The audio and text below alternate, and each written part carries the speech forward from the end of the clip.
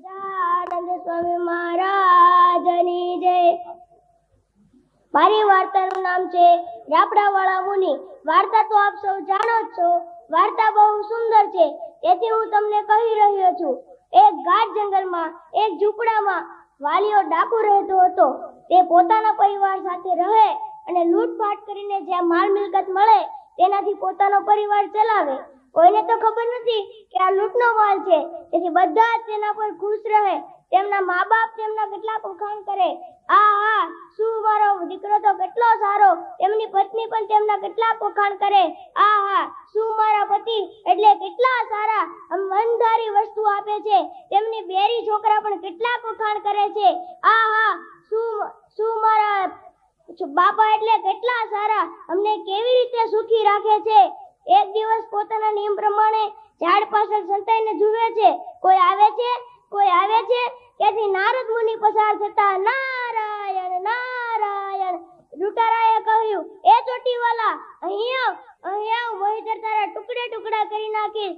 લૂંટારાએ કહ્યું, તારી પાસે હોય તેટલું મને આપી દે, પણ મારી પાસે તો તાનપુરો, પુષ્પની માળા અને તંબુઓ છે, બીજું તો કઈ દેવા જેવું નથી। એવું કઈ જણતો નથી। મારે તો લૂંટનો માલ જોઈએ છે અને મારા ઘરને પોષવા જોઈએ છે। કાઢું છું। તે તું આ પાપ કરી રહ્યો છે, તે પાપના ભાગીદાર તારા ઘરવાળા થશે। તેને તે પૂછી જોયું છે, તું આ બધાને લૂંટી રહ્યો છે, મારી રહ્યો છે, એ પાપના ભાગીદાર તારા ઘરવાળા થશે? તે તેને પૂછી જોયું છે?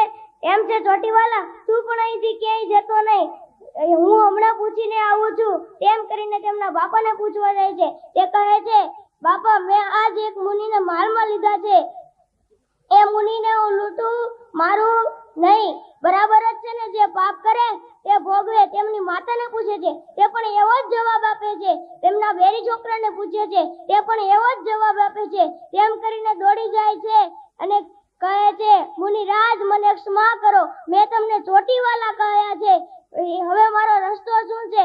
પણ તું હવે તારો રસ્તો એક જ છે, તું રામનું નામ લે, પણ મને કઈ આવડતું જ નથી, પણ તું રામનું નામ લે, પણ મને કઈ આવડતું જ નથી।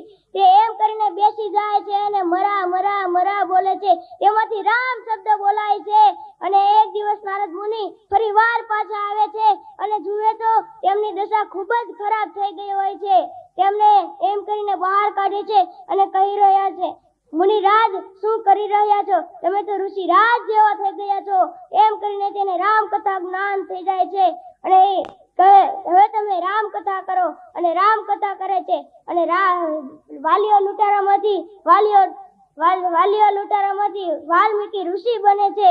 જોઈને બાળ મિત્રો, સંતોનો ચમત્કાર સાચો જ હોય છે। સહજાનંદ સ્વામી મહારાજની જય।